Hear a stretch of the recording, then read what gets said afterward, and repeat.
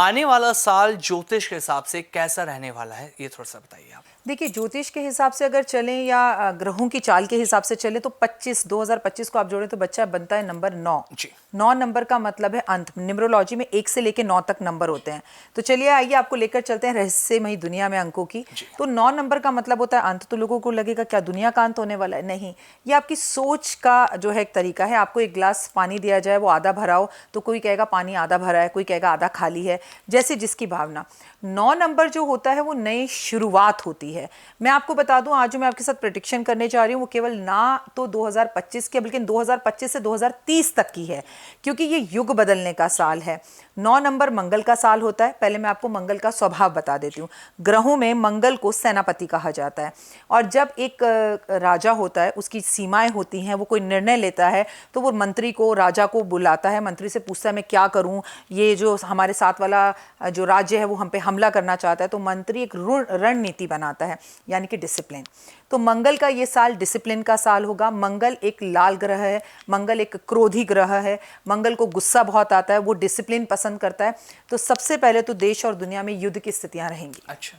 अगर तीसरा world war जैसी स्थितियों में हम पहुंच जाएं 2025 से 30 तक तो ये अतिशोक्ति नहीं होगी। ठीक है, मैं आपको बता दूं इस साल भी युद्ध की स्थितियां बहुत रहेंगी। लोगों को गुस्सा बहुत आएगा, लोगों को गुस्सा आने के साथ एक्सीडेंट्स बहुत होंगे, एक्सीडेंट्स में लोगों की जान जाएगी। और मंगल कारक होता है रक्त का, तो बीपी और शुगर जैसी बीमारियां लोगों को बहुत ज़्यादा होंगी। अचानक से बीपी का हाई होना, लो होना, इससे जुड़ी हार्ट की परेशानियां होंगी। अच्छा, मंगल आपकी गृहस्थी का भी कारक होता है, रक्त का कारक होता है। तो रक्त की बीमारी मैंने आपको बता दी।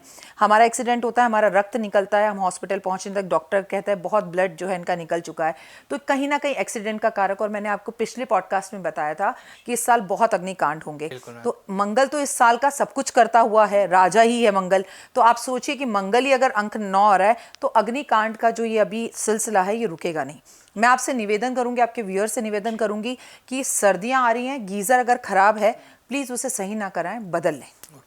गीजर जब भी नहाए स्विच ऑफ करके नहाए, तो नॉर्मली भी कहा जाता है। पर इस साल हमें गीजर से जुड़े हुए हाथ से, करंट से जुड़े हुए हाथ से, बिजली से जुड़े हुए हाथ से, और मैं आपको बता दूं कि बादल का फटना और बिजली का कड़कना, बिजली का गिरना, भूमि का फट जाना, भूकंप का आना और पुल का गिर जाना, बिल्डिंग्स का गिर जाना, ये सब कुछ कारक, भूमि का कारक जो होता है वो कौन होता है? मंगल। नहीं, जाइए मत, डरिए मत, अच्छा भी होगा। लोगों का अपना सपना होगा पूरा घर का, लोगों की जमीन जायदाद बनेगी, लोग जो प्रॉपर्टी बेचना चाह रहे थे वो बिकेगी, बिल्डर्स की चांदी होगी, और मकानों के दाम बहुत बढ़ेंगे, प्रॉपर्टी के दाम बहुत ज़्यादा बढ़ेंगे, शेयर मार्केट बहुत ऊपर जाएगी। और शेयर मार्केट जाने के साथ साथ सोना 1 लाख क्रॉस करेगा 2025 तक। अच्छा। हर हाल में दिसंबर तक, इस वक्त भी हम दिसंबर के महीने में बैठे हैं। तो अगले साल 1 साल के अंदर अंदर आपको हर जगह पर बहुत तेजी दिखाई देगी। लेकिन तेजी लोगों के स्वभाव में भी दिखाई देगी। जब लोगों के स्वभाव में तेजी दिखाई देगी तो तलाक होंगे। अच्छा। पूरे विश्व की बात कर रही हूं मैं, जब आपसे मंगल की बात करती हूँ, केवल हिंदुस्तान की बात नहीं कर रही। बड़े बड़े सेलिब्रिटियों के तलाक होंगे। आप सुनेंगे कि हमारे मम्मी पापा जो इस एज ऑफ 60 में है वो कहेंगे नहीं अब इस आदमी के साथ नहीं रहना, बहुत हो गया। मतलब अब लगेगा इस उम्र में तलाक लेके करोगे क्या भाई, जाओगे कहाँ? लेकिन इस उम्र में लोगों के तलाक होंगे, सेलिब्रिटीज के तलाक होंगे। बड़े बड़े सेलिब्रिटी नेताओं और अभिनेताओं को भी ये साल अच्छा नहीं है। बाकी बातें हम आगे करेंगे। अब मेरा सवाल आपसे यह है, क्योंकि बहुत सारी बातें आपने ऐसी बताई है जो दर्शक अब चाहेंगे कि इस सवाल का भी मैं उत्तर ले लूं। क्या ये साल पूरा सकारात्मक बदलाव करेगा या फिर चुनौतियां ही चुनौतियां होंगी? सवाल आपका बहुत अच्छा है, लेकिन कभी भी कोई भी साल केवल सकारात्मक असर नहीं देता और केवल नकारात्मक असर नहीं देता। और जिंदगी तो हर रोज एक चुनौती है बच्चा मेरा। लेकिन इस साल मैं आपको एक बात जरूर बताना चाहूंगी कि जिनका विवाह नहीं हुआ उनका विवाह होगा, जो संतान प्राप्ति के लिए लंबे समय से इंतजार कर रहे थे उनको संतान होगी।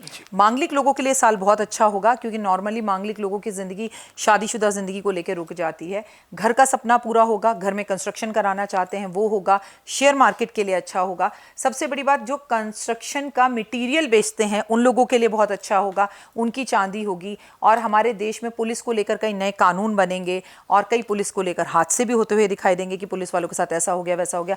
पुलिस वालों को लेकर बड़े बदलाव भी हो सकते हैं। सबसे बड़ी बात, गवर्नमेंट कुछ ऐसे रूल्स लेकर आएगी जिसको लेकर जनता सड़कों पर उतरेगी।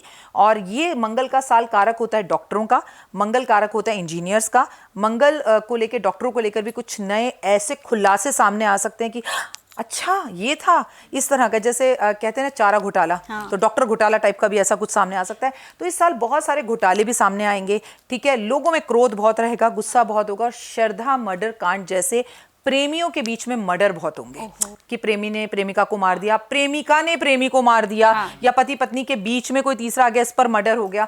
तो क्योंकि जब लोगों को गुस्सा आएगा तो बात बात पे गोली चल जाएगी, या लोग एक दूसरे का मर्डर करने की बात करेंगे, हाथापाई पे उठ जाएंगे, क्योंकि मंगल क्रोधी है।